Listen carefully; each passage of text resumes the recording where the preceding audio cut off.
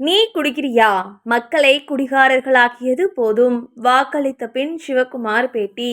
தமிழக சட்டமன்றத்திற்கான தேர்தல் இன்று விறுவிறுப்பாக நடந்து வருகிறது. காலை முதலே சினிமா பிரபலங்கள், அரசியல் கட்சித் தலைவர்கள், பொதுமக்கள் என அனைவரும் தங்கள் வாக்குகளை செலுத்தி வருகின்றனர். நடிகர் சிவக்குமார் டி நகரில் உள்ள எம்ஜிஆர் பள்ளியில் வரிசையில் நின்று தனது வாக்கினை செலுத்தினார்.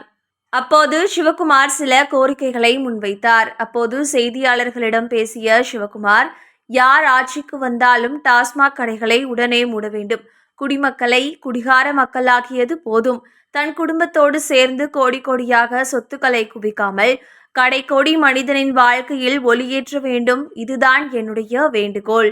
மதுபான கடைகளை கலைஞர் தொடங்கியதில் அன்னையிலிருந்து நான் அதற்கு எதிரானவன். இதை செய்வார்களா என்று எனக்கு தெரியாது, ஆனால் செய்தால் மிகவும் சந்தோஷப்படுவேன் என்றார். அப்போது ஒரு செய்தியாளர் ஒருவர், மதுவால் பெரிய பாதிப்பு ஏற்பட்டு இருக்கு என நினைக்கிறீர்களா என கேள்வி எழுப்பினார். இந்த கேள்வியால் கடுப்பான சிவக்குமார், குடிமக்களை குடிகார மக்களாக்கிட்டாங்கன்னு சொல்றேன், பாதிப்பான்னு கேட்குறீங்க, நீங்கள் குடிக்கிறீங்களா? கிட்டத்தட்ட 40% மக்கள் இந்த குடியால் நாசமாகி கொண்டிருக்கிறார்கள். இதை மறந்து விடாதீர்கள் என்றார்.